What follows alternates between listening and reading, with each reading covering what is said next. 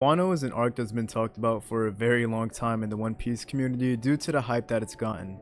Oda himself saying that Wano will make Marineford look puny was more than enough to leave fans hyped for a long time, leaving plenty of people discussing how Wano will manage to surpass Marineford. People look at many aspects that can cause this, but a key discussion is who will die in this arc to bring that emotional impact that Marineford brought. And there's a man that's been suspected more than anybody to take this role. What's good YouTube, Straw Hat Honcho here, and today I'll be discussing why Law will not die in Wano. Before I discuss why I think this, let me explain why people do think this way and go against their speculations. The topic of somebody dying in Wano has been a discussion for a long time, let alone discussion of Law dying for Luffy. When people hear that Wano will make Marineford look puny, they'll look at the things that Marineford had and expect Wano to have the same, explaining why everybody thinks somebody close to the Straw Hats will die. Keyword, close, not just anybody. With people already discussing how Law will sacrifice himself to Luffy due to the quote-unquote debt he owes him, it's obvious Law will be the first person who comes to mind when you think of somebody close to the Straw Hats dying in Wano.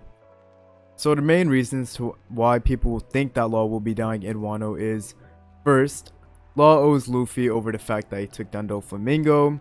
Second, Law apparently doesn't seem to have a goal after Doflamingo and Kaido, making it easier for him to make the decision of giving Luffy infinite youth. This leads to my third point. Third, Law knowing of the infinite youth operation, not using it on Doflamingo, giving somebody else the opportunity to have this surgery done on them. Fourth, Wano is being compared to Marineford. According to a lot of people, this means an important character to Luffy will die, Law fitting into the spot right away for many people. Now, let me explain why I think all four things I just mentioned are not true. First, Law owes Luffy over the fact that he took down Doflamingo. No, Law actually owes nothing to Luffy, because before Doflamingo was taken down, Luffy owed Law, my bad. Let's not forget that Luffy was nearly killed in Marineford and is only alive due to Law and his skills as a surgeon. He saved Luffy. Doflamingo being taken down by Luffy doesn't mean Law owes him anything. Luffy and Law are now even after that.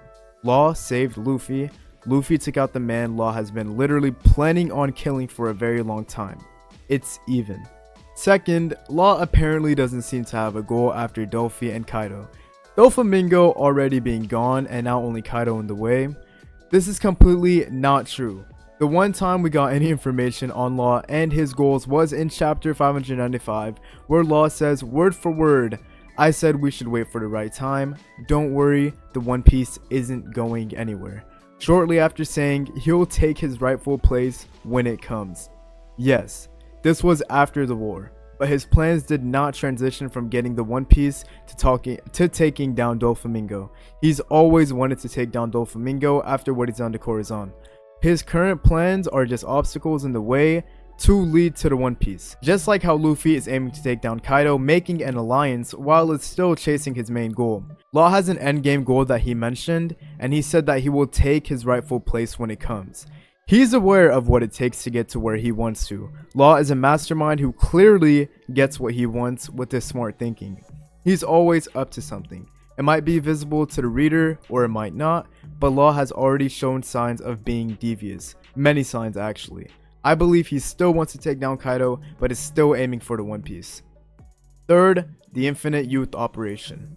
Of course, since this was mentioned, everybody found it strange that it hasn't been used, because it's usually uncommon for Oda to mention major things and not have them play a role into the story later. While this is true, the infinite youth surgery does not have to be used on Luffy, let alone anybody to give this ability a relevant role in the story.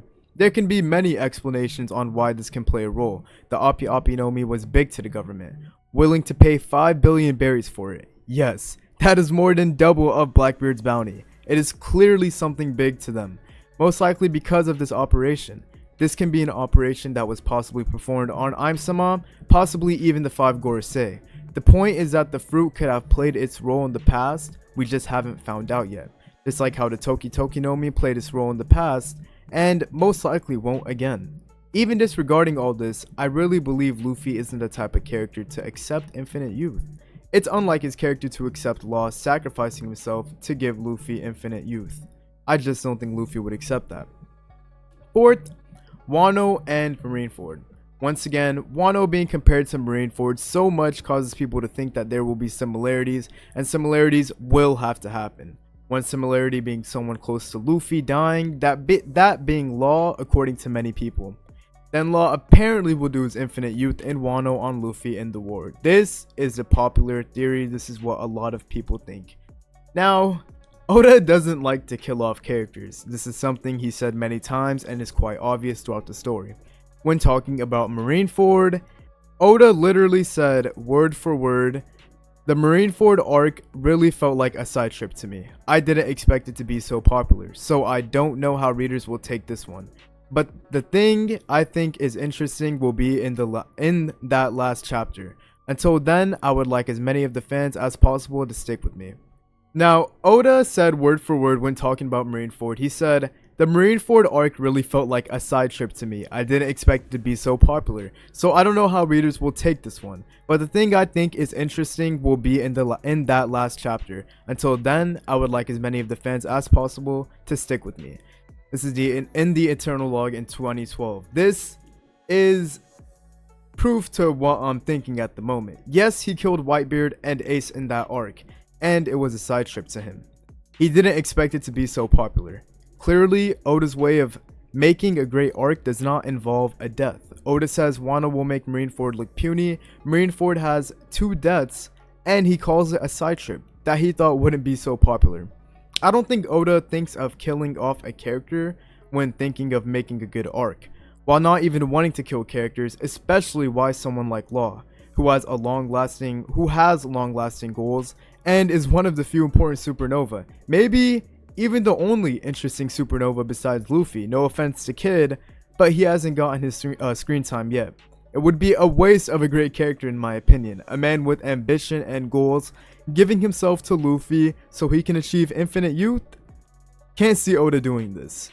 Law wants the One Piece, and I believe he is still going for that, and he will not sacrifice himself for Luffy, who will be an enemy to him.